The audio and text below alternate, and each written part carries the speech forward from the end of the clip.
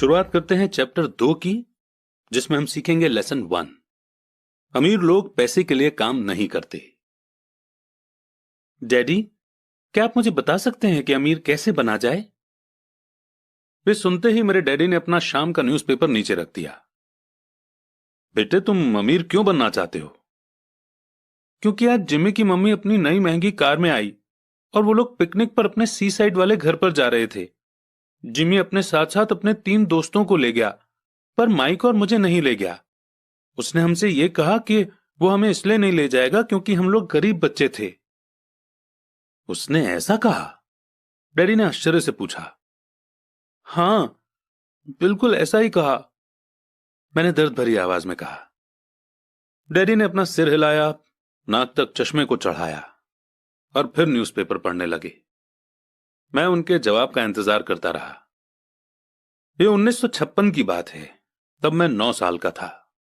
किस्मत की बात थी कि मैं उसी पब्लिक स्कूल में जाता था जिसमें अमीर लोगों के बच्चे पढ़ते थे। हम शुगर प्लांटेशन के एरिया में रहते थे।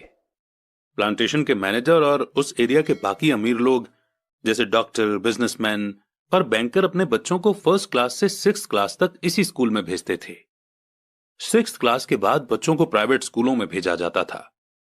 अगर मेरा परिवार सड़क के दूसरी साइड पर रह रहा होता तो मुझे अलग तरह के स्कूल में भेजा जाता, जहां मेरे जैसे परिवारों के बच्चे पढ़ते थे। 6th क्लास के बाद इन बच्चों की तरह मैंने भी पब्लिक इंटरमीडिएट और हाई स्कूल किया होता, क्योंकि उनकी ही तरह मेरे लिए भी प्राइवेट स्कूल में जाना पॉसिबल नहीं था।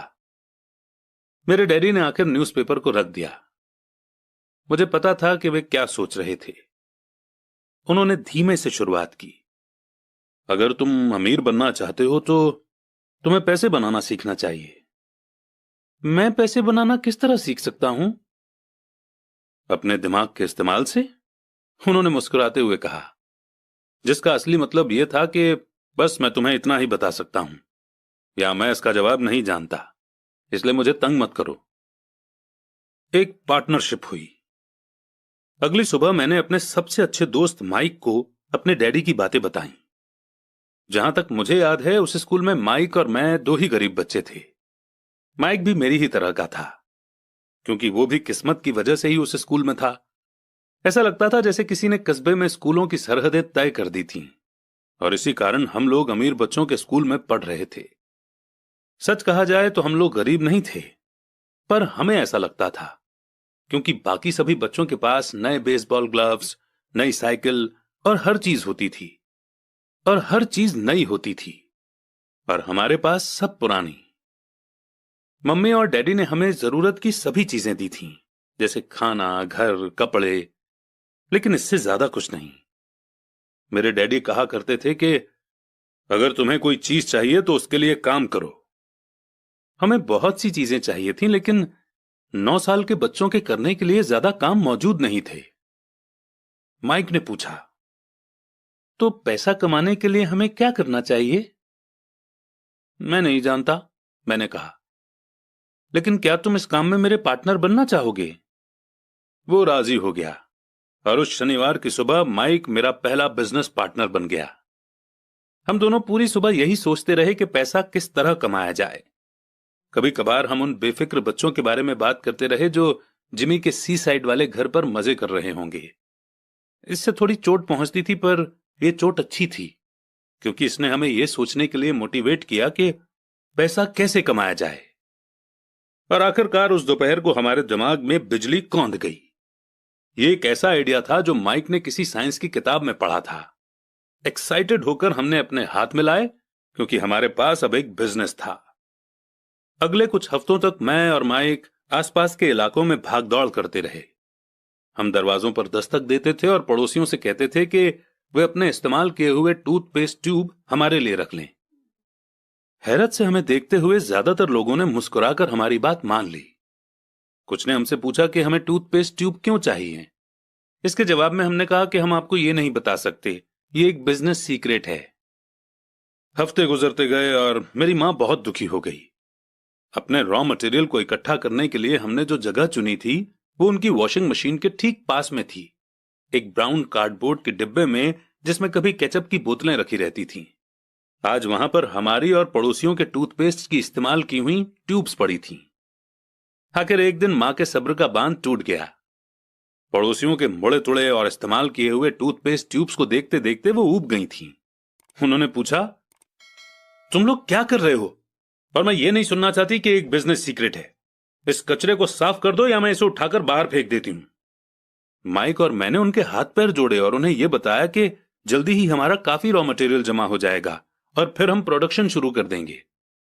हमने उन्हें बताया कि हम कुछ पड़ोसियों का इंतजार कर रहे थे ताकि वे अपने टूथपेस्ट के ट्यूब खत्म कर लें। मां ने हमें 1 हफ्ते की मोहलत और दे दी। प्रोडक्शन शुरू होने की तारीख करीब आ गई थी। प्रेशर बढ़ चुका था।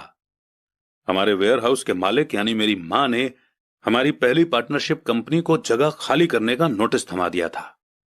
अब माइक का काम यह था कि वो पड़ोसियों को अपने टूथपेस्ट जल्दी खत्म करने के लिए कहे और साथ में यह भी कह दे कि दांत के डॉक्टर्स ने कहा है कि दिन में कई बार ब्रश करना चाहिए। मैं प्रोडक्शन के प्रोसेस को ठीक ठाक करने में जुट गया। एक दिन मेरे डैडी अपने एक दोस्त के साथ कार में बैठकर जब घर आए तो वो शॉक्ड हो गए जब उन्होंने वहां 9 साल के 2 बच्चों को प्रोडक्शन प्रोसेस में पूरे स्पीड से जुटे हुए देखा। हर जगह बारीक सफेद पाउडर बिखरा हुआ था। एक लंबी मेज पर स्कूल से लाए गए दूध के छोटे कार्टन थे और हमारे परिवार की ग्रिल लाल दहकते कोयलों के साथ मैक्सिमम हीट पर जल रही थी। डैडी सावधानी से चलकर हमारे करीब आए क्योंकि हमारे प्रोडक्शन प्रोसेस ने उनके घर पर कब्जा कर लिया था, इसलिए उन्हें कार बाहर ही खड़ी करनी पड़ी। और जब वे और उनके दोस्त पास आए तो उन्होंने कोयलों के ऊपर रखा एक स्टील का बर्तन देखा जिसमें टूथपेस्ट के ट्यूब पिघल रहे थे। अब आप सोचेंगे कि टूथपेस्ट ट्यूब्स को हम क्यों पिघला रहे थे। एक्चुअली उन दिनों टूथपेस्ट प्लास्टिक के ट्यूब्स में नहीं आते थे। ट्यूब शीशे यानी कि लीड के बने होते थे। एक बार पेंट जल जाने पर हम ट्यूब्स को स्टील के बर्तन में डाल देते थे ताकि वो पिघलकर लिक्विड फॉर्म में आ सकें। इस पिघले हुए लीड को हम छोटे छोटे छेद वाले दूध के कार्टन्स में डाल रहे थे। दूध के इन कार्टनों में प्लास्टर ऑफ पेरिस भरा था। हर तरफ फैला सफेद पाउडर प्लास्टर ही था जिसमें हमने पानी मिलाया था। जल्दबाजी में मैंने उसके बैग को गिरा दिया था और पूरी जमीन ऐसे लग रही थी जैसे वहां अभी अभी बर्फ का तूफान आया हो। दूध के कार्टन बाहरी बक्से थे जिसके अंदर प्लास्टर ऑफ पेरिस के सांचे यानी कि मोल्ड थे। मेरे डैडी और उनके दोस्त हमें देखते रहे और हम पिघले हुए लीड को प्लास्टर ऑफ पेरिस के क्यूब के ऊपर छोटे से छेद में डालते रहे। संभल कर, मेरे डैडी ने कहा। मैंने बिना सिर उठाए हामी भर दी। आखिरकार जब शीशे को डालने का काम खत्म हो गया तो मैंने स्टील के बर्तन को नीचे रख दिया और फिर अपने डैडी की तरफ देखकर मुस्कुराया। उन्होंने हल्की सी मुस्कान के साथ पूछा, तुम लोग क्या कर रहे हो? हम वही कर रहे हैं जो आपने बताया था। हम अमीर बनने जा रहे हैं। हां, माइक ने सिर को हिलाते हुए और मुस्कुराते हुए कहा। हम दोनों पार्टनर हैं। डैडी ने पूछा, और इन प्लास्टर के सांचों में क्या है? देखिए, इसमें एक बहुत अच्छी चीज है। छोटे हथौड़े से मैंने सील को ठोका जिससे बाहरी खोल टूट गया। सावधानी से मैंने ऊपर के आधे प्लास्टर को हटाया और जिंक का एक सिक्का बाहर गिर गया। हे भगवान, तो तुम लोग जिंक के सिक्के बना रहे थे? मेरे डैडी ने कहा। बिल्कुल सही, माइक ने कहा। हम वही कर रहे थे जैसा आपने हमसे कहा था। हम पैसा बना रहे थे। मेरे डैडी के दोस्त जोर से हंसने लगे। मेरे डैडी भी मुस्कुराए और उन्होंने अपना सिर हिलाया। उनके सामने आग और टूथपेस्ट की ट्यूब्स के बक्से के साथ सफेद धूल में लिपटे हुए 2 बच्चे खड़े थे जो इस कान से उस कान तक खुलकर मुस्कुरा रहे थे। उन्होंने हमसे कहा कि हम सब कुछ छोड़कर उनके साथ चलें और घर के सामने वाली सीढ़ी पर बैठें। मुस्कुराते हुए उन्होंने हमें जालसाजी यानी कि फेक या फ्रॉजरी शब्द का मतलब समझाया। कहने का मतलब यह है कि जो सिक्के हैं वो सिर्फ गवर्नमेंट यानी कि सरकार बना सकती है, न कि एक आम इंसान। अगर एक आम इंसान सिक्के बनाता है तो उसे जेल भी हो सकती है। हमारे सपने टूट गए थे। तो आपका मतलब यह है कि यह इलीगल है? माइक ने कांपती हुई आवाज में पूछा। इतने में डैडी के दोस्त ने कहा, छोड़ो भी, हो सकता है कि बच्चे अपने पैदाइशी टैलेंट को डेवलप कर रहे हों। मेरे डैडी उन्हें घूरते रहे। हां, ये इलीगल है, डैडी ने नरमी से कहा। पर तुम लोगों ने यह साबित कर दिया है कि तुम में बहुत ज्यादा क्रिएटिविटी और ओरिजिनल आइडिया हैं। इसी तरह आगे बढ़ते रहो, मुझे तुम पर गर्व है। निराश होकर माइक और मैं तकरीबन 20 मिनट तक चुपचाप अपना सिर पकड़कर बैठे रहे। इसके बाद हमने सारा घर साफ करना शुरू किया। पहले ही दिन हमारा बिजनेस चौपट हो गया था। पाउडर साफ करते हुए मैंने माइक की ओर देखा और कहा, मुझे लगता है जिमी और उसके दोस्त ठीक कहते हैं, हम सचमुच गरीब हैं। जब मैंने ये कहा तब डैडी बस जाने ही वाले थे। उन्होंने कहा, बच्चों, तुम गरीब तभी कहलाओगे जब तुम लोग हार मान लोगे। सबसे इंपॉर्टेंट चीज यह है कि तुमने कुछ किया। ज्यादातर लोग सिर्फ अमीर बनने के बारे में बातें करते रहते हैं और उसके सपने देखते रहते हैं। तुमने कुछ किया है, मुझे तुम दोनों पर गर्व है। मैं एक बार फिर से यही कहूंगा, आगे बढ़ते चलो, हार मत मानो। माइक और मैं खामोश खड़े रहे। ये शब्द सुनने में अच्छे थे, पर हमें यह नहीं पता था कि हमें क्या करना चाहिए। तो ऐसा क्यों है डैडी कि आप अमीर नहीं हैं? मैंने पूछा। क्योंकि मैंने एक स्कूल टीचर बनने का फैसला किया था। स्कूल के टीचर अमीर बनने के बारे में नहीं सोचते, हम सिर्फ पढ़ाना पसंद करते हैं। काश कि मैं तुम लोगों की मदद कर सकता, पर हकीकत में मैं ये नहीं जानता कि दौलत कैसे कमाई जाती है। माइक और मैं पलटे और अपने सफाई अभियान में जुट गए। डैडी ने कहा, हां, अगर तुम लोग ये सीखना ही चाहते हो कि अमीर कैसे बना जाता है तो मुझसे मत पूछो। माइक, तुम अपने डैडी से ये सवाल पूछो। मेरे डैडी? माइक ने हैरानी से कहा। हां, तुम्हारे डैडी। मेरे डैडी ने मुस्कुराकर कहा, तुम्हारे डैडी और मेरा बैंकर एक ही है और वो तुम्हारे डैडी की बहुत तारीफ करता है। उसने मुझे कई बार यह बताया है कि पैसा बनाने में तुम्हारे डैडी का कोई जवाब नहीं। मेरे डैडी? माइक ने एक बार फिर से हैरानी से पूछा। फिर ऐसा क्यों है कि स्कूल के अमीर बच्चों की तरह हमारे पास शानदार कार और आलीशान बंगला नहीं है? शानदार कार और आलीशान बंगले के होने का मतलब यह नहीं होता कि आप पक्के रूप से अमीर हैं या आप पैसा बनाने की कला जानते हैं, डैडी ने जवाब दिया। जिमी के डैडी शुगर प्लांटेशन में काम करते हैं। उनमें और मुझ में ज्यादा फर्क नहीं है। वे एक कंपनी के लिए काम करते हैं और मैं गवर्नमेंट के लिए। कंपनी उन्हें कार खरीद कर दे देती है। इस समय चीनी की कंपनियां फाइनेंशियल प्रॉब्लम्स में फंसी हुई हैं और जिमी के डैडी के पास जल्दी ही कुछ नहीं बचेगा। तुम्हारे डैडी अलग हैं माइक। ऐसा लगता है कि वे एक एम्पायर बनाने जा रहे हैं और मेरा अंदाज है कि कुछ ही सालों में वे बहुत अमीर बन जाएंगे। यह सुनकर माइक और मैं एक बार फिर से एक्साइटेड हो गए। नए जोश से हमने अपने डूबे हुए बिजनेस के कचरे को साफ करना शुरू कर दिया। जब हम सफाई कर रहे थे तो हमने यह भी प्लान बना लिया कि कब और कैसे माइक के डैडी से बात की जाए। प्रॉब्लम यह थी कि माइक के डैडी बहुत ज्यादा काम करते थे और देर रात तक घर नहीं लौटते थे। माइक के डैडी के पास कई वेयरहाउस, कंस्ट्रक्शन कंपनी, स्टोर्स की चेन और 3 रेस्टोरेंट्स थे। रेस्टोरेंट्स के कारण ही उन्हें घर लौटने में देर हो जाती थी। सफाई खत्म करने के बाद माइक बस पकड़कर अपने घर चला गया। वो अपने डैडी से बात करने वाला था, चाहे वे कितनी ही देर से घर लौटें, और उनसे पूछने वाला था कि क्या वे हमें अमीर बनने की तरकीब सिखाने के लिए तैयार हैं। माइक ने मुझसे वादा किया कि जैसे ही वो अपने डैडी से बात कर लेगा वो मुझे फोन करेगा, चाहे कितनी ही देर क्यों ना हो जाए। फोन रात को 8:30 बजे आया। ओके, अगले शनिवार, मैंने कहा और फोन रख दिया। माइक के डैडी माइक और मुझसे मिलने के लिए तैयार हो गए थे। शनिवार की सुबह 7:30 बजे मैंने शहर के दूसरे हिस्से में जाने के लिए बस पकड़ी और सबक शुरू हुए। मैं तुम्हें 1 घंटे के 10 सेंट दूंगा। 1956 की सैलरी के हिसाब से भी 10 सेंट हर घंटे की सैलरी से कम थे। माइकल और मैं सुबह 8 बजे उसके डैडी से मिले। वे पहले से ही बिजी थे और उनके पास 1 घंटे से भी ज्यादा का काम मौजूद था। जब मैं उनके साधारण छोटे और साफ घर के सामने पहुंचा तो मैंने देखा कि उनका कंस्ट्रक्शन सुपरवाइजर अपने पिकअप ट्रक में वहां से जा रहे थे। माइक मुझे दरवाजे पर ही मिल गया। डैडी अभी फोन पर हैं और उन्होंने कहा है कि हम लोग पीछे के एरिया में उनका इंतजार करें, माइक ने दरवाजा खोलते हुए कहा।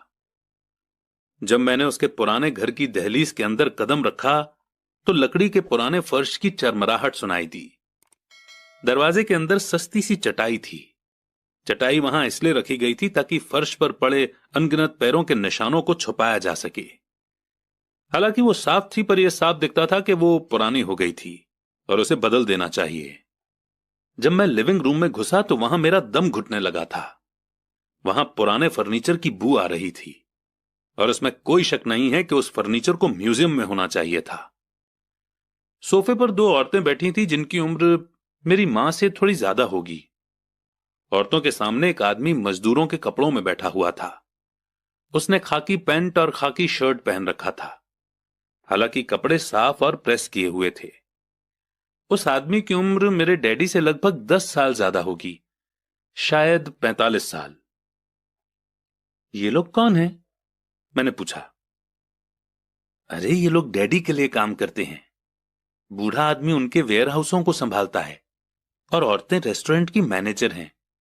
और तुमने उस कंस्ट्रक्शन सुपरवाइजर को तो देखा ही होगा जो यहां से 50 मील दूर एक सड़क के प्रोजेक्ट पर काम कर रहा है। उनका दूसरा सुपरवाइजर जो बहुत से घर बना रहा है वो तुम्हारे आने के पहले ही जा चुका है। क्या ऐसा हमेशा ही होता है? मैंने पूछा। हमेशा तो नहीं, पर अक्सर ऐसा ही होता है, माइक ने कहा और मेरे पास अपनी कुर्सी खींचते हुए वो मुस्कुराया। मैंने उनसे पूछा था कि क्या वे हमें पैसा बनाना सिखाएंगे? माइक ने मुझे बताया। अच्छा, और उन्होंने इसका क्या जवाब दिया? मैंने एक्साइटेड होकर पूछा। पहले तो उनके चेहरे पर हंसी आई, फिर कुछ सोचकर उन्होंने कहा कि वे हमारे सामने एक ऑफर रखेंगे। अच्छा, मैंने कहा और अपनी कुर्सी की पीठ दीवार से टिका ली। मैं वहां कुर्सी के पिछले 2 पैरों के सहारे टिका बैठा रहा। माइक ने भी ऐसा ही किया। क्या तुम्हें पता है वो कौन सा ऑफर देने वाले हैं? मैंने पूछा। नहीं, पर हमें जल्दी इसका पता चल जाएगा। अचानक माइक के डैडी उस पुराने दरवाजे से घुसकर उस कमरे में दाखिल हुए जहां हम बैठे हुए थे। माइक और मैं अपने पैरों पर कूद गए, आदर के कारण नहीं बल्कि इसलिए कि हम चौंक गए थे। तो बच्चों, तैयार? माइक के डैडी ने एक कुर्सी हमारे पास खिसकाते हुए पूछा। हमने अपने सिर हिलाए और अपनी कुर्सियों को दीवार के पास से खींचकर उनके सामने रख लिया। वे एक लंबे चौड़े शरीर के मालिक थे, लगभग 6 फीट ऊंचे और वजन करीब 90 किलो होगा। मेरे डैडी इससे ऊंचे थे, लगभग इसी वजन के, और माइक के डैडी से 5 साल बड़े। वे लगभग एक जैसे ही थे, हालांकि दोनों एक ही प्रजाति के नहीं थे। हो सकता है कि उनकी एनर्जी एक सी हो। माइक का कहना है कि तुम पैसा कमाना सीखना चाहते हो। क्या यह सही है रॉबर्ट? मैंने तुरंत सहमति में अपना सिर हिलाया, हालांकि मुझे थोड़ा सा डर भी लग रहा था। उनके शब्दों और मुस्कुराहट के पीछे बहुत ताकत थी। अच्छा, ये रहा मेरा ऑफर। मैं तुम्हें सिखाऊंगा, लेकिन मैं ऐसा क्लासरूम के स्टाइल में नहीं करूंगा। अगर तुम मेरे लिए काम करोगे तो उसके बदले में तो मैं तुम्हें सिखाऊंगा, और तुम मेरे लिए काम नहीं करोगे तो मैं तुम्हें नहीं सिखाऊंगा। अगर तुम काम करते हो तो मैं तुम्हें ज्यादा तेजी से सिखा सकता हूं, और अगर तुम सिर्फ बैठकर मेरी बातें सुनते हो जैसा कि तुम लोग स्कूल में करते हो तो इससे मेरा समय बर्बाद होगा। ये मेरा ऑफर है, इसे या तो मान लो या फिर वापस लौट जाओ। क्या मैं पहले आपसे एक सवाल कर सकता हूं? मैंने पूछा।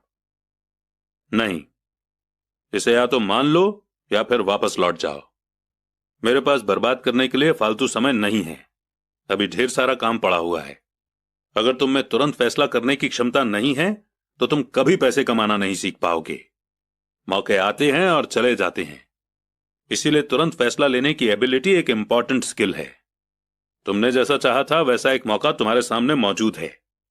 अगले 10 सेकंड में या तो पढ़ाई शुरू हो जाएगी या फिर यह हमेशा के लिए खत्म हो जाएगी। माइक के डैडी ने चिढ़ाने वाली मुस्कुराहट के साथ कहा। मंजूर, मैंने कहा। मंजूर, माइक ने कहा। बहुत बढ़िया। 10 मिनट में मिसेस मार्टिन आ जाएंगी। उनसे बातें करने के बाद मैं तुम्हें उनके साथ भेज दूंगा और तुम लोगों का काम शुरू हो जाएगा। मैं तुम्हें हर घंटे का 10 सेंट दूंगा और तुम हर शनिवार 3 घंटे काम करोगे। पर आज तो मेरा सॉफ्टबॉल का मैच है, मैंने कहा। माइक के डैडी ने अपनी आवाज को धीमा पर कड़क करके कहा, या तो मान लो या फिर वापस लौट जाओ। मान लिया, मैंने जवाब दिया। सॉफ्टबॉल खेलने के बजाय काम करने और सीखने का ऑप्शन चुनने में ही समझदारी थी।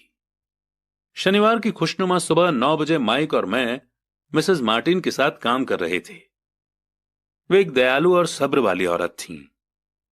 वे हमेशा कहा करती थीं कि माइक और मुझे देखकर उन्हें अपने दोनों बच्चों की याद आ जाती है, जो अब बड़े हो गए थे और दूर चले गए थे। हालांकि वे दयालु थी, पर वे कड़ी मेहनत में विश्वास करती थीं और इसलिए वे हमेशा काम करती रहती थीं। वे बहुत कड़क मैनेजर थीं। हम 3 घंटे तक डब्बों को शेल्फ पर से उतारते थे, उनकी धूल साफ करते थे और फिर उन्हें वापस वहीं पर रख देते थे। ये बड़ी मेहनत का काम था और बोरियत भरा भी। माइक के डैडी को मैं अपना अमीर डैडी कहता हूं। उनके पास इस तरह के 9 सुपरमार्केट थे, जहां पार्किंग के लिए बहुत सी जगह थी। पड़ोस के जनरल स्टोर, जहां लोग दूध, ब्रेड, बटर और सिगरेट जैसी चीजें खरीदते हैं। समस्या यह थी कि हवाई में एयर कंडीशनिंग नहीं थी और गर्मी के कारण स्टोर्स अपना दरवाजा बंद नहीं कर सकते थे। स्टोर के दोनों ओर दरवाजों को पूरा खुला रखा जाता था ताकि सड़क और पार्किंग की जगह सामने दिखती रहे। जब भी कोई कार पार्किंग में आती थी तो उसके साथ धूल का गुबार भी आता था, जो स्टोर में घुसकर डिब्बों पर जम जाता था। इसीलिए हम लोगों की नौकरी तभी तक चलती जब तक कि एयर कंडीशनिंग नहीं हो जाती, क्योंकि उसके बाद दुकान के डिब्बों में धूल नहीं जमती और ना ही हमें उन्हें साफ करने के लिए नौकरी पर रखा जा सकता था। 3 हफ्तों तक माइक और मैं मिसेस मार्टिन के पास जाकर 3 घंटे तक काम करते रहे। दोपहर तक हमारा काम खत्म हो जाता था और वो हम में से हर एक के हाथ में 3 छोटे सिक्के डाल देती थी। उस समय 50 के दशक में भी 9 साल की उम्र में 30 सेंट कमाने में कोई खास खुशी नहीं होती थी। तब कॉमिक्स की कीमत 10 सेंट हुआ करती थी। इसीलिए मैं अपनी कमाई को कॉमिक्स पर खर्च कर देता था और घर लौट जाता था। चौथे हफ्ते के बुधवार तक मैंने काम छोड़ने का मन बना लिया था। मैं सिर्फ इसलिए काम करने को तैयार हुआ था क्योंकि मैं माइक के डैडी से पैसा कमाना सीखना चाहता था। इसलिए मैं 10 सेंट हर घंटे की गुलामी कर रहा था। और सबसे बड़ी बात तो यह थी कि उस पहले शनिवार के बाद से मैंने माइक के डैडी को देखा तक नहीं था। मैं काम छोड़ रहा हूं, मैंने लंच के समय माइक से कहा। स्कूल लंच बड़ा निराशा से भरा हुआ था। स्कूल भी बोरिंग था और अब तो मेरे पास शनिवार भी नहीं थे जिनका मैं इंतजार कर सकूं। पर 30 सेंट के कारण मुझे धक्का पहुंचा था। इस बार माइक मुस्कुराया। तुम किस बात पर हंस रहे हो? मैंने गुस्से और चिढ़ते हुए पूछा। डैडी ने कहा था कि ऐसा ही होगा। उन्होंने कहा था कि जब तुम काम छोड़ने का फैसला कर लो तब वे तुमसे मिलना चाहेंगे। क्या? मैंने गुस्से में पूछा। क्या वो मेरे बोर हो जाने का इंतजार कर रहे थे? कुछ कुछ, माइक ने कहा। मेरे डैडी जरा अलग किस्म के हैं। उनका सिखाने का तरीका तुम्हारे डैडी के पढ़ाने के तरीके से बिल्कुल अलग है। तुम्हारे मम्मी डैडी बहुत बातें करते हैं, दूसरी तरफ मेरे डैडी बहुत कम बोलते हैं। तुम सिर्फ इस शनिवार तक इंतजार कर लो, मैं उन्हें बता दूंगा कि तुमने काम छोड़ने का फैसला कर लिया है। इसका मतलब यह है कि मेरे साथ नाटक खेला गया है? नहीं, ऐसा नहीं हुआ है, पर शायद हो सकता है। डैडी शनिवार को इसके बारे में समझाएंगे। शनिवार को लाइन में लगकर इंतजार करते हुए मैं उनका सामना करने के लिए तैयार था। यहां तक कि मेरे असली डैडी भी उनसे नाराज थे। मेरे असली डैडी, जिन्हें मैं गरीब डैडी कहता हूं, ये मानते थे कि अमीर डैडी चाइल्ड लेबर कानून को तोड़ रहे थे और इस पूरे मामले की जांच होनी चाहिए। मेरे पढ़े लिखे गरीब डैडी ने मुझसे यह कहा कि मैं सही सैलरी मांगूं, हर घंटे के कम से कम 25 सेंट। मेरे गरीब डैडी ने मुझसे कहा कि अगर मेरी सैलरी नहीं बढ़ती तो मुझे तुरंत जॉब छोड़ देनी चाहिए। और वैसे भी तुम्हें उस घटिया काम की कोई जरूरत नहीं है, मेरे गरीब डैडी ने झल्लाकर कहा। शनिवार को सुबह 8 बजे मैं एक बार फिर माइक के घर उसी पुराने दरवाजे से अंदर घुस रहा था। कुर्सी पर बैठो और लाइन में इंतजार करो, माइक के डैडी ने मेरे घुसते ही कहा। फिर वे अंदर जाकर अपने छोटे से ऑफिस में बैठ गए जो बेडरूम के पास था। मैंने कमरे में चारों तरफ देखा पर मुझे माइक नहीं दिखा। अजीब सा महसूस करते हुए मैं उन्हीं दोनों औरतों के बगल में बैठ गया जो मुझे 4 हफ्ते पहले वहीं पर मिली थी। वे मुस्कुराईं और सोफे पर थोड़ी सी खिसक गईं ताकि मैं भी बैठ सकूं। 45 मिनट गुजर गए थे और मैं उबल रहा था। दोनों औरतें उनसे मिलकर तकरीबन 30 मिनट पहले वहां से जा चुकी थीं। एक बूढ़ा सा आदमी वहां 20 मिनट तक बैठा और फिर वो भी चला गया। घर खाली था और हवाई में खुशनुमा सुबह को मैं सीलन भरे अंधेरे लिविंग रूम में बैठा हुआ था और इस बात का इंतजार कर रहा था कि एक लालची और बच्चों का शोषण करने वाला आदमी मुझसे बातें करे। मैं सुन सकता था कि वो फोन पर बातें कर रहे थे, ऑफिस में इधर उधर के काम कर रहे थे और मुझे नजरअंदाज कर रहे थे। मेरी इच्छा तो यह हो रही थी कि मैं उस घमंडी आदमी से बिना मिले ही घर लौट जाऊं, पर किसी वजह से मैं रुक गया। आखिर 15 मिनट के बाद ठीक 9 बजे अमीर डैडी अपने ऑफिस से बाहर निकले। बिना कुछ कहे उन्होंने हाथ से मुझे इशारा किया कि मैं उनके ऑफिस में आ जाऊं। अमीर डैडी ने अपनी ऑफिस कुर्सी पर बैठते हुए कहा, या तो तुम्हारी सैलरी बढ़ाई जाए या तुम काम छोड़ रहे हो, है ना? हां, डील के मुताबिक आप अपनी शर्त पूरी नहीं कर रहे हैं, मैंने लगभग आंसुओं से भीगी हुई आवाज में कहा। 9 साल के बच्चे के लिए एक बड़े आदमी का सामना करना बहुत ज्यादा डरावना था। आपने कहा था कि अगर मैं आपके लिए काम करूंगा तो मुझे आप पैसा कमाना सिखाएंगे। अपनी तरफ से मैंने आपके लिए काम किया है, मैंने कड़ी मेहनत की है। इस काम के लिए मैंने अपने बेसबॉल गेम की भी कुर्बानी दी है और अब आप अपने वादे से मुकर रहे हैं। आपने मुझे कुछ भी नहीं सिखाया है। आप धोखेबाज हैं, जैसा शहर के सभी लोग कहते हैं। आप लालची हैं, आप सिर्फ पैसा कमाना चाहते हैं और अपने एम्प्लॉयज का बिल्कुल ध्यान नहीं रखते। आपने मुझे इतनी देर तक बाहर बिठाए रखा और मेरी जरा भी इज्जत नहीं की। मैं एक छोटा सा बच्चा हूं और आपको मेरे साथ इससे बेहतर बर्ताव करना चाहिए था। अमीर डैडी अपनी कुर्सी पर पीछे झुक गए। अपने हाथों को ठुड्डी तक लाकर उन्होंने मुझे घूरा। ऐसा लग रहा था जैसे वो मुझे एनालाइज कर रहे थे। बुरा नहीं है। 1 महीने से भी कम समय में तुम वही भाषा बोल रहे हो जो मेरे ज्यादातर एम्प्लॉय बोलते हैं। क्या? मैंने पूछा। मैं समझ नहीं पा रहा था कि वे क्या कह रहे थे और इसलिए मैंने अपना दुखड़ा रोना चालू रखा। मुझे लगता था कि आप अपने वादे पर कायम रहेंगे और मुझे कुछ सिखाएंगे। इसके बजाय आप तो मुझ पर अत्याचार करना चाहते हैं। यह तो जुल्म है, सरासर जुल्म। मैं तुम्हें सिखा तो रहा हूं, अमीर डैडी ने धीमी आवाज में कहा। आपने मुझे क्या सिखाया है? कुछ भी नहीं। एक बार मैं चंद सिक्कों में काम करने के लिए तैयार हो गया, उसके बाद तो आपने मुझसे बात तक नहीं की। 10 सेंट हर घंटे के लिए। मैं आपकी शिकायत गवर्नमेंट से करूंगा। हमारे देश में भी चाइल्ड लेबर कानून है। आप तो जानते ही हैं कि मेरे डैडी गवर्नमेंट के लिए काम करते हैं। शाबाश, अब तुम उन ज्यादातर लोगों की भाषा बोल रहे हो जो कभी मेरे लिए काम करते थे। वे लोग या तो जिन्हें मैंने नौकरी से निकाल दिया है या जिन्होंने खुद मेरी नौकरी छोड़ दी है। तो इस बारे में आपको क्या कहना है?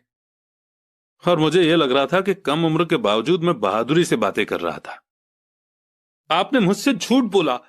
मैंने आपके लिए काम किया और आपने अपना वादा पूरा नहीं किया। आपने मुझे कुछ भी नहीं सिखाया। कौन कहता है कि मैंने तुम्हें कुछ नहीं सिखाया है?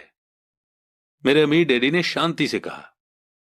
मैंने 3 हफ्ते तक काम किया और इस बीच आपने सिखाना तो दूर रहा, मुझसे कभी बात तक नहीं की। क्या सिखाने का मतलब सिर्फ भाषण या बातचीत ही होता है? और क्या? इस तरह से वो तुम्हें स्कूल में सिखाते हैं, पर जिंदगी तुम्हें इस तरह नहीं सिखाती। और मेरा मानना यह है कि जिंदगी सबसे बढ़िया टीचर होती है। ज्यादातर वक्त जिंदगी आपसे बातें नहीं करती, ये एक तरह से आपको धक्का देती है। हर धक्के के जरिए जिंदगी आपसे कहती है, जाग जाओ, मैं तुम्हें कुछ सिखाना चाहती हूं। यह आदमी कैसी बेसिर पैर की बातें कर रहा है, मैंने अपने आप से पूछा। जिंदगी अगर मुझे धक्का देती है तो इसका मतलब कि जिंदगी मुझसे बातें करती है। अब मैं जान चुका था कि मुझे यह काम तुरंत छोड़ देना चाहिए। मैं किसी ऐसे आदमी से बातें कर रहा था जो पागल था और जिसे ताले में बंद रखे जाने की जरूरत थी। अगर तुम जिंदगी के सबक सीखते हो तो इससे तुम्हें बहुत फायदा होगा।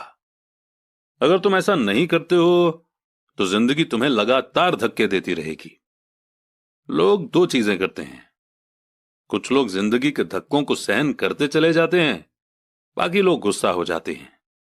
वो बाकी लोगों से गुस्सा होने लगते हैं, जैसे कि अपने बॉस से, अपने काम से, अपनी पत्नी या पति से। वो ये नहीं जानते कि जिंदगी उन्हें धक्का दे रही है। मैं नहीं जानता था कि वो किस बारे में बात कर रहे थे। जिंदगी हम सबको धक्के मारती है। कुछ लोग हार मान लेते हैं, बाकी के लोग लड़ते हैं। कुछ लोग सबक सीख लेते हैं और आगे बढ़ जाते हैं। वे जिंदगी के धक्कों का स्वागत करते हैं। इन गिने चुने लोगों के लिए इसका मतलब यह होता है कि उन्हें कुछ नया सीखना चाहिए। वे सीखते हैं और आगे बढ़ जाते हैं। ज्यादातर लोग छोड़ देते हैं और कुछ लोग तुम्हारी तरह लड़ते भी हैं। अमीर डैडी खड़े हो गए और उन्होंने टूटी फूटी खिड़की को बंद कर दिया।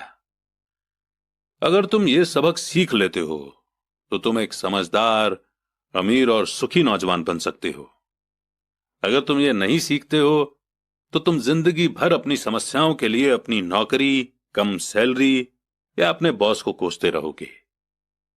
तुम हमेशा ऐसे बड़े मौकों की उम्मीद करते रहोगे जो आए और तुम्हारी फाइनेंशियल प्रॉब्लम को सुलझा दें। अमीर डैडी ने मेरी तरफ देखा कि क्या मैं अब भी उनकी बात सुन रहा हूं। उनकी आंखें मेरी आंखों से मिली। हम एक दूसरे की तरफ देखते रहे और हमारी आंखों के बीच बातचीत की धाराएं बहने लगीं। आखिर जब मैं उनकी बात का मतलब समझ गया तो मैंने अपनी नजरें झुका ली। मैं जान गया था कि वे सही थे। मैं उन्हें दोषी ठहरा रहा था, जबकि सीखने की जिद मेरी ही थी। मैं फालतू में ही लड़ रहा था।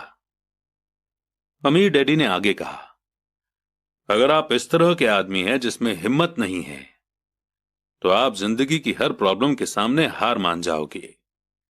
अगर आप इस किस्म के आदमी हैं तो आप जिंदगी भर सुरक्षित खेल खेलते रहोगे, सही चीजें करते रहोगे और किसी ऐसे वक्त का इंतजार करते रहोगे जो आने वाला नहीं है, और फिर आप एक बोरिंग बुढ़े की तरह मर जाएंगे।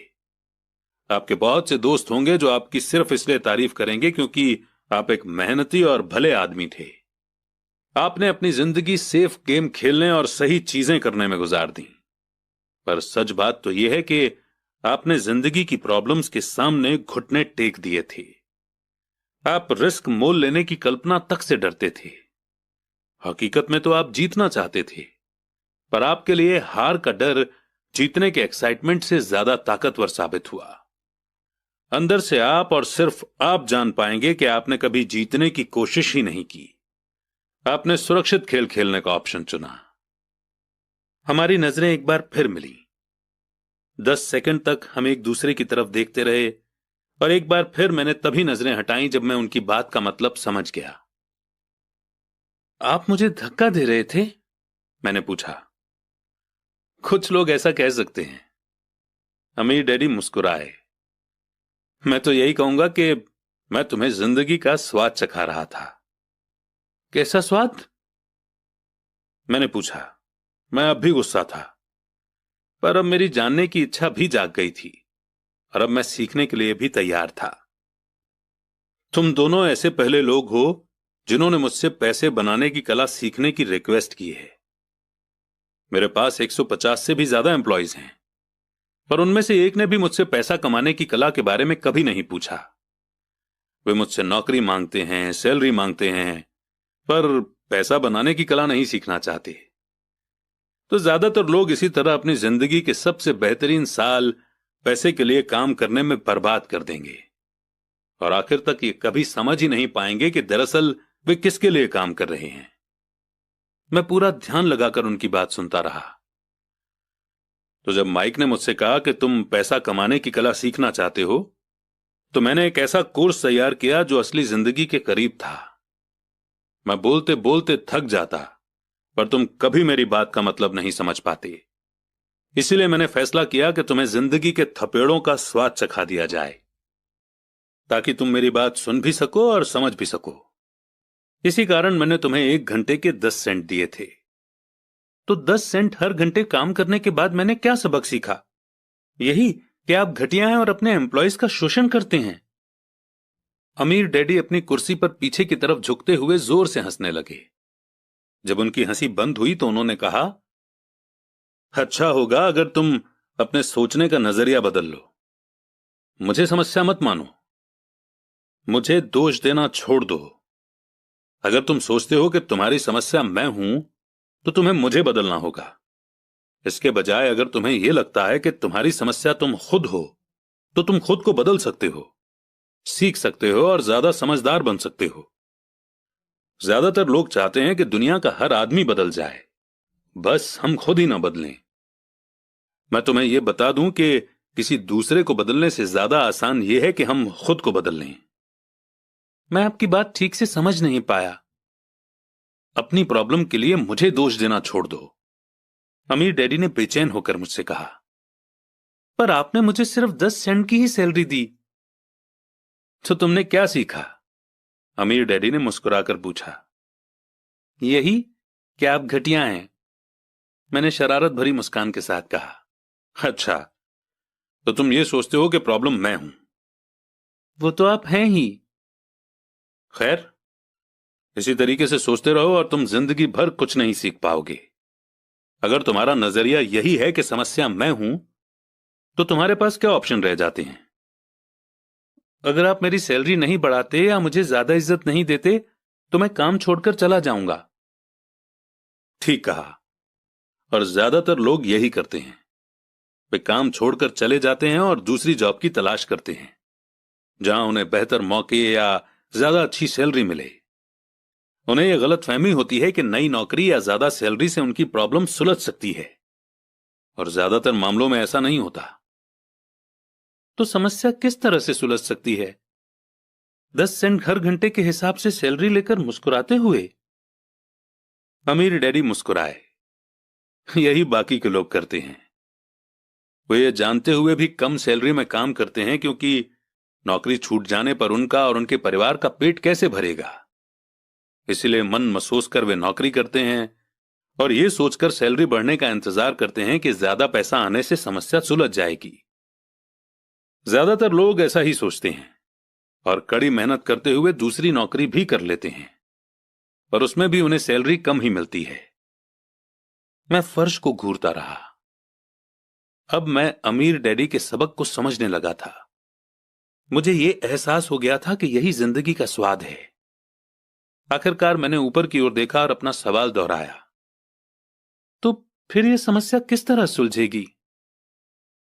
इस सवाल के जवाब में अमीर डैडी ने मुझे वो बेशकीमती नजरिया दिया जो उन्हें अपने एम्प्लॉयज और मेरे गरीब डैडी से अलग करता था, और जिसकी बदौलत वे हवाई के सबसे अमीर आदमी बनने वाले थे, जबकि मेरे पढ़े लिखे गरीब डैडी जिंदगी भर पैसों की तंगी से जूझने वाले थे। यह एक अद्भुत नजरिया था जिसने मेरी जिंदगी का नक्शा ही बदल दिया। अमीर डैडी ने मुझे बार बार यह नजरिया याद दिलाया, जिसे मैं पहला सबक कहूंगा। गरीब और मिडिल क्लास लोग पैसे के लिए काम करते हैं, अमीरों के लिए पैसा काम करता है। मेरे गरीब डैडी ने जो एजुकेशन मुझे दी थी, शनिवार की उस खुशनुमा सुबह में मैं उससे बिल्कुल अलग नजरिया सीख रहा था। 9 साल की उम्र में मैं ये समझ गया था कि दोनों ही डैडी चाहते थे कि मैं सीखूं। दोनों ही डैडी मुझे पढ़ने के लिए मोटिवेट करते थे। फर्क सिर्फ इतना था कि दोनों के सुझाए सब्जेक्ट अलग अलग थे। मेरे पढ़े लिखे डैडी चाहते थे कि मैं वही करूं जो उन्होंने किया। बेटे, मैं चाहता हूं कि तुम मेहनत से पढ़ो, अच्छे नंबर लाओ, ताकि तुम्हें किसी बड़ी कंपनी में स्टेबल जॉब मिल सके। और ये अच्छी तरह देख लो कि इसमें बहुत सारे दूसरे फायदे हों। मेरे अमीर डैडी चाहते थे कि सबक मुझे जीवन भर उनके मार्गदर्शन में सीखना था, न कि किसी क्लासरूम में। मेरे अमीर डैडी ने पहला सबक जारी रखा। मैं खुश हूं कि तुम 10 सेंट हर घंटे के हिसाब से काम करने पर गुस्सा हो गए। अगर तुम गुस्सा नहीं हुए होते और तुम ऐसा खुशी खुशी करते रहते तो मैं तुमसे साफ कह देता कि मैं तुम्हें नहीं सिखा सकता। ये जान लो कि सच्ची एजुकेशन में एनर्जी, स्ट्रांग इमोशन और जबरदस्त इच्छा की जरूरत होती है। गुस्सा उस फॉर्मूले का एक बहुत बड़ा हिस्सा है, क्योंकि स्ट्रांग इमोशन में गुस्सा और प्रेम मिला हुआ होता है। जब पैसे की बात आती है तो ज्यादातर लोग सुरक्षित रास्ता खोजते हैं, इसीलिए स्ट्रांग इमोशन उन्हें रास्ता नहीं दिखा पाते। उन्हें रास्ता दिखाता है उनका डर। तो क्या इसलिए वे कम सैलरी पर काम करने के लिए राजी हो जाते हैं? हां, कुछ लोग कहते हैं कि मैं लोगों का शोषण करता हूं, क्योंकि मैं उन्हें उतनी सैलरी नहीं देता जितनी उन्हें प्लांटेशन या गवर्नमेंट की तरफ से मिलती है। मैं यही कहना चाहता हूं कि लोग खुद अपना शोषण करते हैं। डरते वे हैं, मैं नहीं। पर क्या आपको नहीं लगता कि आपको उन्हें ज्यादा सैलरी देनी चाहिए? मुझे ज्यादा देने की जरूरत ही नहीं है, और इसके अलावा ज्यादा पैसा मिलने से उनकी समस्या नहीं सुलझेगी। अपने डैडी को ही देख लो। वे बहुत सा पैसा कमाते हैं और फिर भी वे अपने बिल नहीं चुका पाते। दुनिया में ऐसे बहुत से लोग हैं जिन्हें अगर ज्यादा पैसा मिल जाए तो वे ज्यादा कर्ज में डूब जाएंगे। तो इसी कारण आपने मुझे 10 सेंट हर घंटे की सैलरी दी, मैंने मुस्कुराते हुए कहा। यह सबक का हिस्सा था। बिल्कुल सही। देखो, तुम्हारे डैडी स्कूल गए और उन्होंने बहुत बढ़िया एजुकेशन इसलिए हासिल की ताकि उन्हें अच्छी सैलरी वाला जॉब मिल सके, जो उन्हें मिल गई। पर आज भी उनके पास पैसे की तंगी है। ऐसा इसलिए है क्योंकि उन्होंने स्कूल में पैसे के बारे में कुछ भी नहीं सीखा। और सबसे बड़ी बात यह है कि वे पैसे के लिए काम करने में भरोसा करते हैं। और आप नहीं करते? नहीं, सच पूछा जाए तो बिल्कुल नहीं। अगर तुम पैसे के लिए काम करना सीखना चाहते हो तो स्कूल में ही रहो। यह सीखने के लिए उससे बढ़िया जगह कोई नहीं है। पर अगर तुम यह सीखना चाहते हो कि पैसा तुम्हारे लिए किस तरह काम करे, तो यह मैं तुम्हें सिखा सकता हूं, पर तभी जब तुम सीखना चाहो। क्या हर कोई यह नहीं सीखना चाहता? मैंने पूछा। नहीं, सिर्फ इसलिए क्योंकि पैसे के लिए काम करना ज्यादा आसान है, खासकर तब जब पैसे के बारे में आपकी बेसिक भावना डर हो। मैं समझ नहीं पाया, मैंने त्योरियां चढ़ाकर कहा। उसकी चिंता फिलहाल मत करो। अभी इतना ही समझ लो कि डर के कारण ही ज्यादातर लोग अपनी जॉब कर रहे हैं। अपने बिल ना चुका पाने का डर, जॉब से निकाल दिए जाने का डर, खुद के पास काफी पैसा न होने का डर, एक बार फिर से शुरू करने का डर। यह किसी बिजनेस को सीखने और पैसे के लिए काम करने की कीमत है। ज्यादातर लोग पैसे के गुलाम बन जाते हैं और फिर वे अपने बॉस पर अपनी भड़ास निकालते हैं। तो आपकी नजर में पैसे से अपने लिए काम करवाना एक बिल्कुल अलग मुद्दा है? बिल्कुल, अमीर डैडी ने जवाब दिया, बिल्कुल। शनिवार की उस खुशनुमा सुबह हवाई में हम लोग चुपचाप बैठे रहे। मेरे दोस्त उस समय लिटिल लीग बेसबॉल गेम शुरू कर ही रहे होंगे, पर किसी वजह से मैं खुश था कि मैंने 10 सेंट हर घंटे के हिसाब से काम करने का फैसला किया था। मुझे लगा था कि मैं कुछ ऐसा सीखने जा रहा था जो मेरे दोस्त स्कूल में कभी नहीं सीख पाएंगे। सीखने के लिए तैयार? अमीर डैडी ने पूछा। बिल्कुल, मैंने दांत निकालकर कहा। मैंने अपना वादा निभाया है। मैंने तुम्हें दूर बैठे बैठे भी सिखाया है। 9 साल की उम्र में तुम्हें इस बात का पता चल चुका है कि पैसे के लिए काम करना कैसा होता है। अपने पिछले महीने को 50 सालों से मल्टीप्लाई कर लो और तुम्हें इस बात का अंदाजा हो जाएगा कि ज्यादातर लोगों की जिंदगी किस तरह गुजरती है। मैं समझ नहीं पाया। जब तुम मुझसे मिलने के लिए लाइन में इंतजार कर रहे थे तो तुम्हें कैसा लग रहा था? एक बार नौकरी के लिए और दूसरी बार सैलरी बढ़वाने के लिए? भयानक, मैंने कहा। और तुम्हें तब कैसा लगा था जब मिसेस मार्टिन ने तुम्हारे हाथ में 3 घंटे के काम के लिए 3 सिक्के थमाए थे? मुझे लगा था यह काफी नहीं है। मुझे लग रहा था कि कुछ भी नहीं है। मैं निराश हुआ था।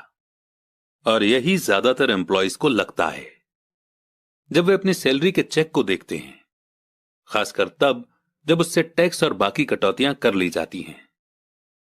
कम से कम तुम्हें तो पूरी सैलरी मिलती थी, उन्हें तो पूरी सैलरी भी नहीं मिलती। आपका मतलब है कि ज्यादातर एम्प्लॉयज को पूरी सैलरी नहीं मिलती है? मैं हैरान था। नहीं, गवर्नमेंट हमेशा अपना हिस्सा पहले ही ले लेती है। गवर्नमेंट ऐसा कैसे करती है? मैंने पूछा। टैक्स। जब आप कमाते हैं तो आप पर टैक्स लगता है, जब आप खर्च करते हैं तो आप पर टैक्स लगता है, जब आप बचाते हैं तो आप पर टैक्स लगता है, और जब आप मर जाते हैं तो भी आप पर टैक्स लगता है। लोग गवर्नमेंट को ऐसा क्यों करने देते हैं? अमीर लोग ऐसा नहीं करने देते, अमीर डैडी ने मुस्कुराकर कहा, पर गरीब और मिडिल क्लास लोग ऐसा करने देते हैं। मैं दावा करता हूं कि मैं तुम्हारे डैडी से ज्यादा कमाता हूं, पर वे ज्यादा टैक्स चुकाते हैं। यह कैसे संभव है? मैंने पूछा। 9 साल का बच्चा इस अजीब आंकड़े को नहीं समझ पा रहा था। कोई आदमी गवर्नमेंट को ऐसा करने की इजाजत कैसे दे सकता है? अमीर डैडी चुपचाप बैठे रहे। मैं समझ गया कि वे चाहते थे कि मैं सुनूं, न कि उनसे फालतू के सवाल करूं। आखिर मैं शांत हो गया। जो मैंने सुना था वो मुझे अच्छा नहीं लगा था। मैं जानता था कि मेरे डैडी हमेशा टैक्स का रोना रोते रहते थे, पर दरअसल इस बारे में वो कुछ भी नहीं कर पाते थे। क्या जिंदगी उन्हें धक्का दे रही थी? अमीर डैडी मेरी तरफ देखते हुए अपनी कुर्सी में धीमे धीमे और खामोशी से हिलने लगे। सीखने के लिए तैयार? उन्होंने पूछा। मैंने अपना सिर धीमे से हिलाया। जैसा मैंने कहा, सीखने के लिए बहुत कुछ है। पैसे से अपने लिए काम कैसे करवाया जाए, यह जिंदगी भर चलने वाली पढ़ाई है। ज्यादातर लोग 4 साल के लिए कॉलेज जाते हैं और उनकी पढ़ाई पूरी हो जाती है।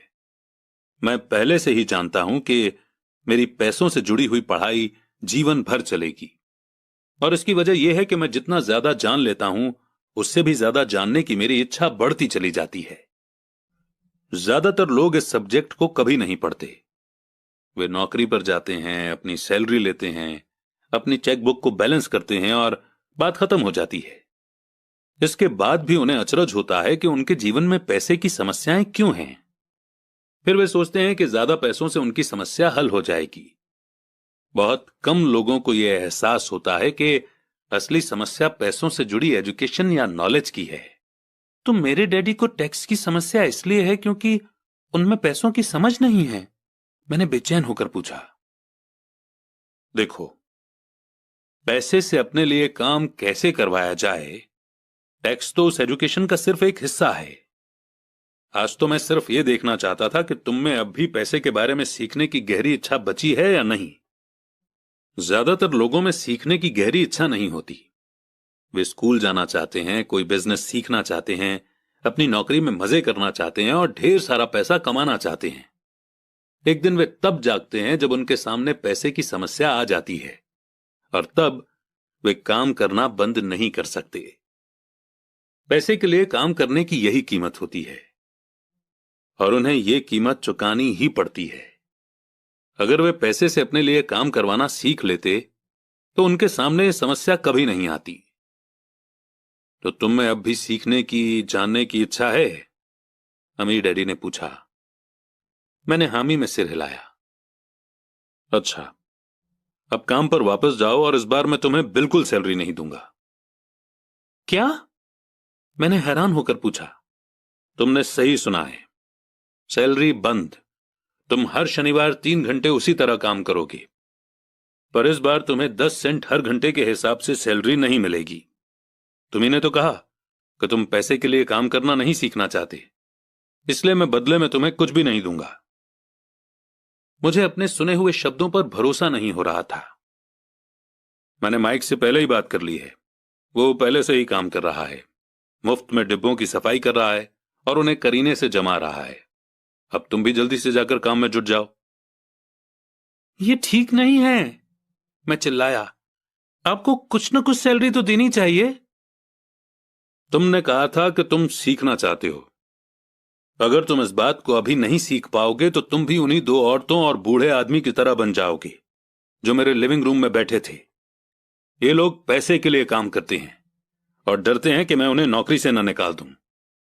या तुम अपने डैडी की तरह बन जाओगे जो पैसा तो बहुत कमाते हैं पर गले तक कर्ज में डूबे रहते हैं। शायद उन्हें यह उम्मीद रहती है कि ज्यादा पैसे से उनकी समस्या सुलझ जाएगी। अगर तुम यही चाहते हो तो मैं एक बार फिर 10 सेंट के अपने पुराने वादे पर लौटने के लिए तैयार हूं। या तुम वो कर सकते हो जो ज्यादातर लोग करते हैं, इस बारे में शिकायत करो कि सैलरी बहुत कम है और तुम ये नौकरी छोड़कर दूसरी नौकरी की तलाश शुरू कर दो। मेरी समझ में नहीं आ रहा है कि मैं क्या करूं, मैंने पूछा। अमीर डैडी ने अपने सिर पर उंगली रखी। इसका इस्तेमाल करो। अगर तुम इसका सही इस्तेमाल करोगे तो तुम मुझे जल्द ही इस बात के लिए धन्यवाद दोगे कि मैंने तुम्हें मौका दिया और एक दिन तुम बहुत अमीर आदमी बन जाओगे। मैं वहां यह सोचते हुए खड़ा था कि मुझे कितना घटिया ऑप्शन दिया जा रहा है। मैं यहां अपनी सैलरी बढ़वाने आया था और अब मुझे मुफ्त में काम करने के लिए कहा जा रहा है। अमीर डैडी ने एक बार फिर अपनी उंगली को सिर पर रखा और कहा कि इसका इस्तेमाल करो। अब यहां से जाओ और अपने काम में जुट जाओ। तो सबक एक, अमीर लोग पैसे के लिए काम नहीं करते।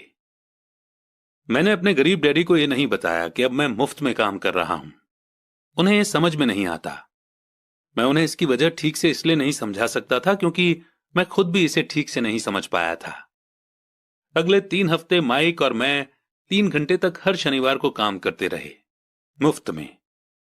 काम बहुत परेशानी वाला नहीं था और वक्त गुजरने के साथ साथ ये ज्यादा आसान होता जा रहा था।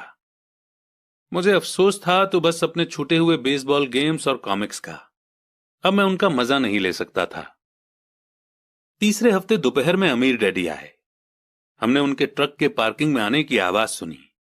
वे स्टोर में घुसे और उन्होंने मिसेस मार्टिन को गले लगाकर हेलो कहा। स्टोर में क्या चल रहा है यह जानने के बाद वे आइसक्रीम फ्रीजर के पास गए। उसमें से 2 आइसक्रीम निकाली, उनका दाम चुकाया और इसके बाद मेरी और माइक की तरफ इशारा करके कहा, चलो घूमने चलते हैं।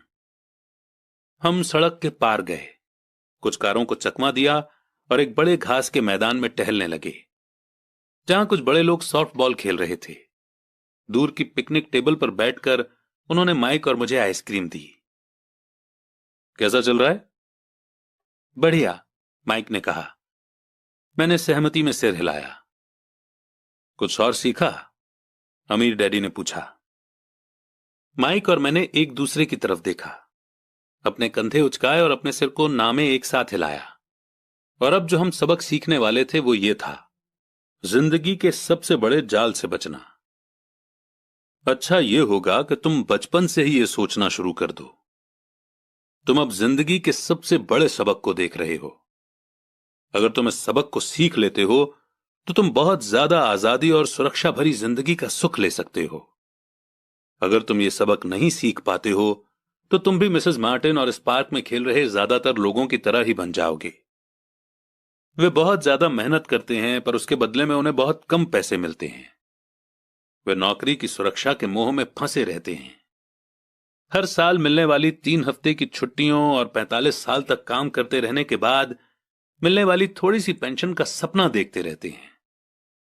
अगर इस तरह की जिंदगी जीने में तुम्हें सुख मिलता है तो मैं तुम्हारी सैलरी बढ़ाकर 25 सेंट हर घंटा कर सकता हूं। पर ये लोग अच्छे लोग हैं और मेहनती भी हैं, फिर आप उनका मजाक क्यों उड़ा रहे हैं? मैंने पूछा। अमीर डैडी के चेहरे पर मुस्कान आ गई। मिसेस मार्टिन मेरे लिए मेरी मां जैसी हैं। मैं इतना कठोर नहीं हो सकता कि उनका मजाक उड़ाऊं। यह कठोर लगता जरूर है क्योंकि मैं तुम दोनों के सामने सिचुएशन साफ करना चाहता हूं, और वो भी आसान शब्दों में। मैं तुम्हारे नजरिए को बड़ा करना चाहता हूं ताकि तुम कुछ आगे भी देख सको, दूर तक देख सको। ज्यादातर लोगों को आगे देखने का फायदा कई बार सिर्फ इसलिए नहीं मिलता क्योंकि उनके देखने का दायरा बहुत छोटा होता है। ज्यादातर लोग जिस जाल में फंसे हुए हैं वे उसे देख ही नहीं पाते। माइक और मैं वहां पर सोचते हुए बैठे रहे क्योंकि हम उनकी बातों का मतलब पूरी तरह से नहीं समझ सके थे। उनकी बातें सुनने में कठोर और कड़वी लग रही थी, पर हम ये भी जानते थे कि वे हमें कुछ सिखाने की काफी कोशिश कर रहे थे। मुस्कुराहट के साथ अमीर डैडी ने कहा, क्या 25 सेंट हर घंटे का ऑफर अच्छा नहीं लगा? क्या इससे दिल की धड़कन तेज नहीं हुई? मैंने अपना सिर ना हिलाया, जबकि असल में ऐसा ही हुआ था। 1 घंटे काम के बदले 25 सेंट मेरे हिसाब से बहुत बढ़िया सौदा था। अच्छा, मैं तुम्हें 1 घंटे के $1 दूंगा, अमीर डैडी ने शरारत भरी मुस्कान के साथ कहा। अब मेरा दिल तूफान मेल की तरह दौड़ रहा था। मेरा दिमाग चीख चीख कर कह रहा था कि इनकी बात मान लो, मान लो।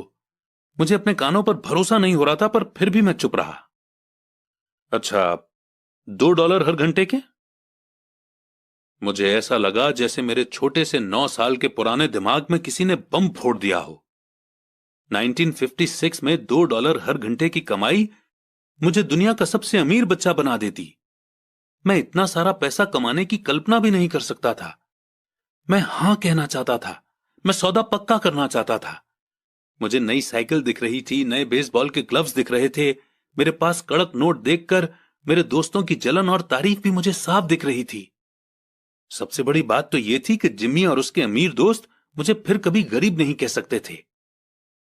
पर किसी वजह से मैं खामोश खड़ा रहा।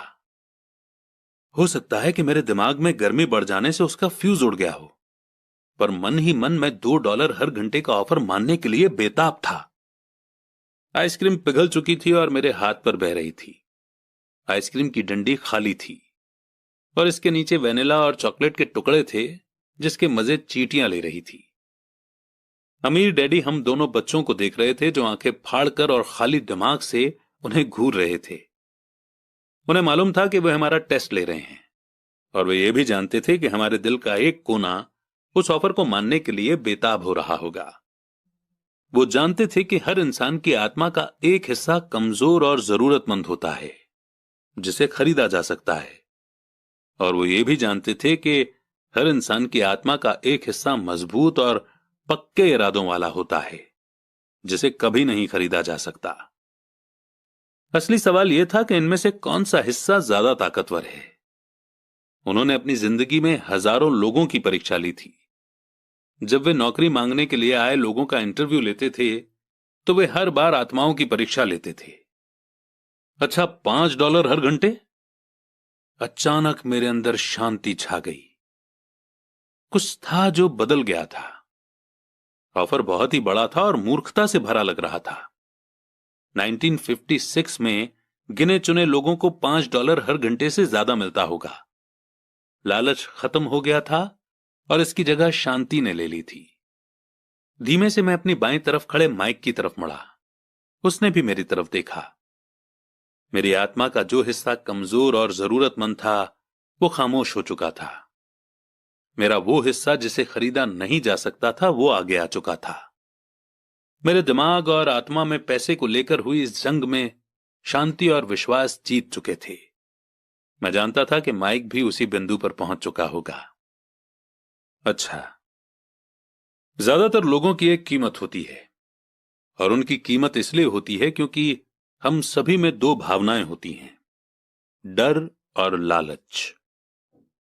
पहले तो पैसे के बिना रहने के डर से हमें कड़ी मेहनत करने की प्रेरणा मिलती है।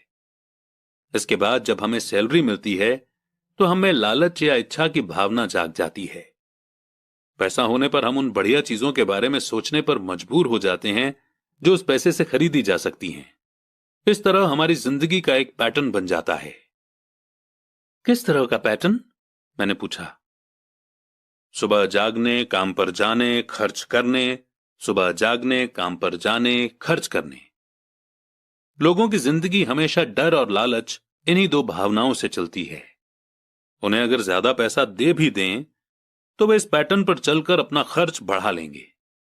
इसी पैटर्न को मैं चूहा दौड़ यानी कि रैट रेस कहता हूं।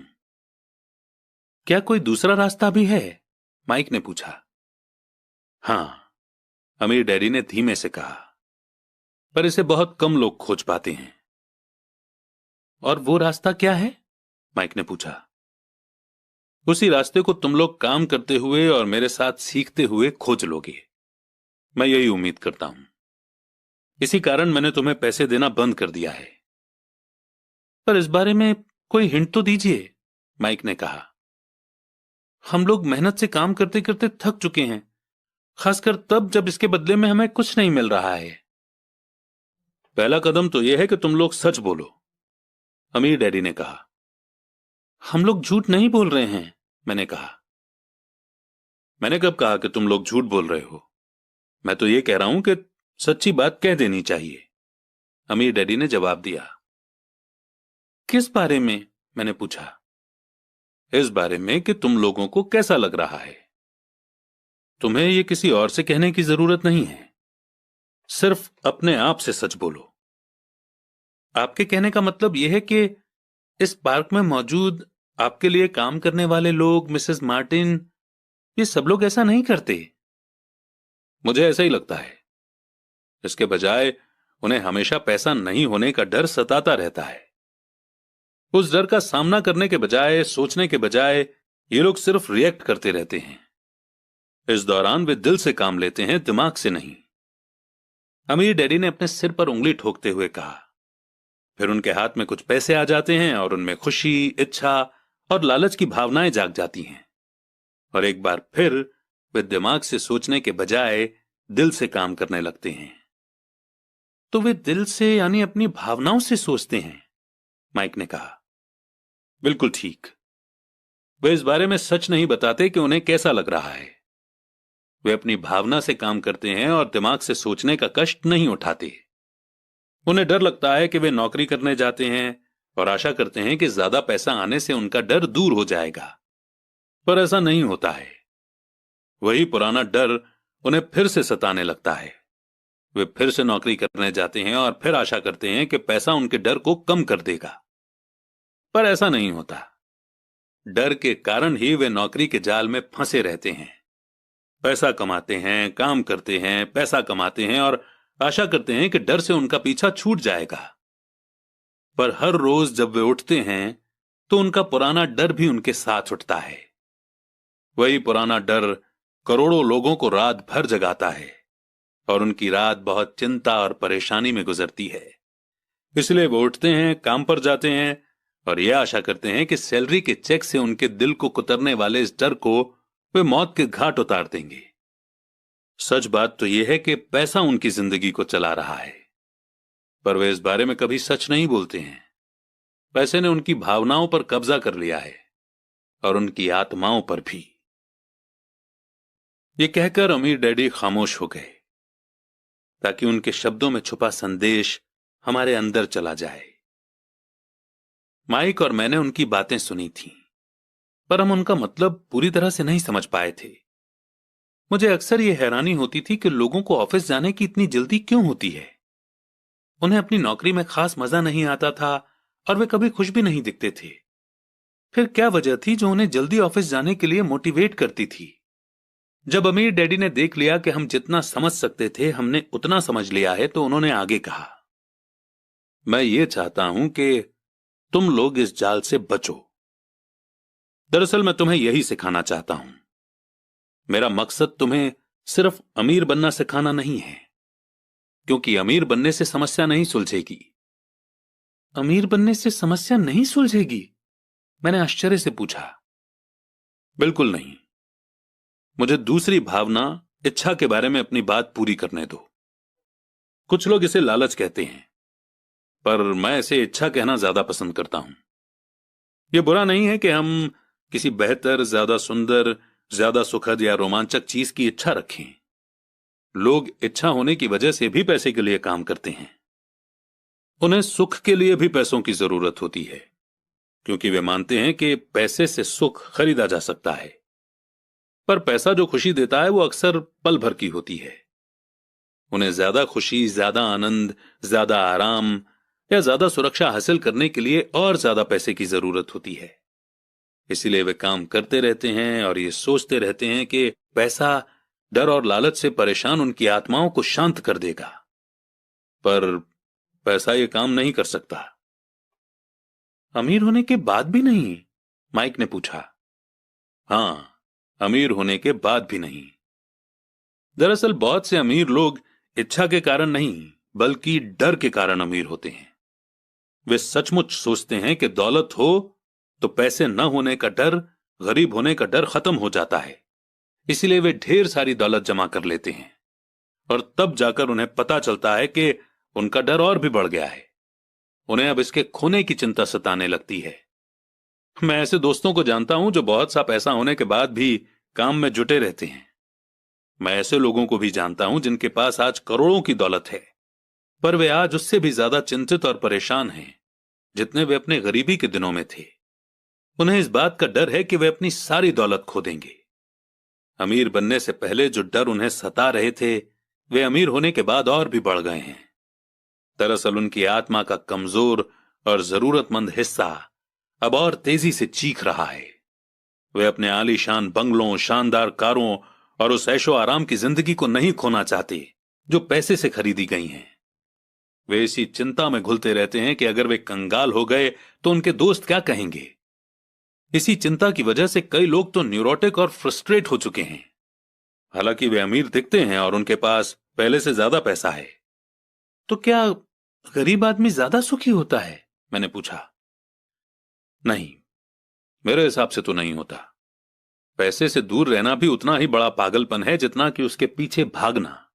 उसी समय कस्बे का एक पागल आदमी हमारी मेज के पास से गुजरा और कूड़ेदान के पास रुककर उसमें कुछ ढूंढने लगा, जैसे उसे किसी ने समझाकर भेजा हो। चर्चा के इस मोड़ पर हम तीनों उसकी हरकतों को दिलचस्पी के साथ देख रहे थे, जबकि इससे पहले हमने उसे नजरअंदाज कर दिया होता। अमीर डैडी ने अपने पर्स में से $1 निकाला और उस पागल बूढ़े को अपने पास आने का इशारा किया। पैसा देखते ही वो तुरंत चला आया। उसने पैसे लिए और अमीर डैडी को ढेर सारी दुआएं दी और अपनी अच्छी किस्मत पर खुश होकर वो जल्दी से चला गया। इसमें और मेरे ज्यादातर एम्प्लॉयज में बहुत फर्क नहीं है। मैं ऐसे बहुत से लोगों से मिला हूं जो कहते हैं, अरे मुझे पैसे में कोई रुचि नहीं है, फिर भी वे हर रोज 8 घंटे की नौकरी पर जाते हैं। ये तो सच्चाई को नकारना है। अगर उन्हें पैसे में रुचि नहीं है तो वे नौकरी पर क्यों जाते हैं?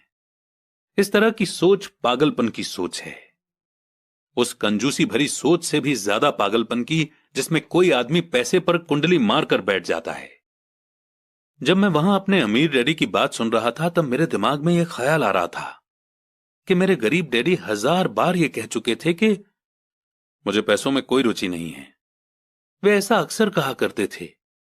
वे खुद की असली भावनाओं को छुपाने के लिए हमेशा यह भी कहा करते थे कि मैं इसलिए काम करता हूं क्योंकि मुझे अपना काम बहुत पसंद है। तो हमें क्या करना चाहिए? यही कि हम पैसे के लिए काम नहीं करें जब तक कि हमारे मन से डर और लालच की भावनाएं पूरी तरह से न निकल जाएं। नहीं, उसमें तो बहुत सा समय बर्बाद हो जाएगा। भावनाओं के कारण ही तो हम इंसान हैं। इन्हीं के कारण हमारी हस्ती है। भावना शब्द का मतलब है चलायमान ऊर्जा, यानी कि मूविंग एनर्जी। अपनी भावनाओं के बारे में ईमानदार रहो। अपने दिमाग और अपनी भावनाओं का इस्तेमाल अपने सपोर्ट में करो, न कि अपने विरोध में, यानी कि न कि अपने अगेंस्ट। आहा, माइक ने कहा। अगर तुम्हें मेरी बात समझ में नहीं आई हो तो इस बारे में चिंता मत करो। आगे आने वाले सालों में तुम्हें इसका मतलब समझ में आ जाएगा। अपनी भावनाओं पर रिएक्ट करने के बजाय उन्हें एनालाइज करने की कोशिश करो। ज्यादातर लोग ये नहीं जानते कि वे अपने दिमाग से सोचने के बजाय अपने दिल की भावनाओं से सोचते हैं। आपकी भावनाएं तो आपकी रहेंगी ही, पर आपको अपने दिमाग से सोचना भी आना चाहिए, क्योंकि दिमाग को सोचने के लिए ही बनाया गया है। क्या आप मुझे इसका कोई एग्जाम्पल दे सकते हैं? मैंने पूछा। क्यों नहीं। जब कोई आदमी यह कहता है कि मुझे नौकरी खोजने की जरूरत है, तो इस बात की बहुत संभावना है कि उसकी भावनाएं फैसला कर रही हैं।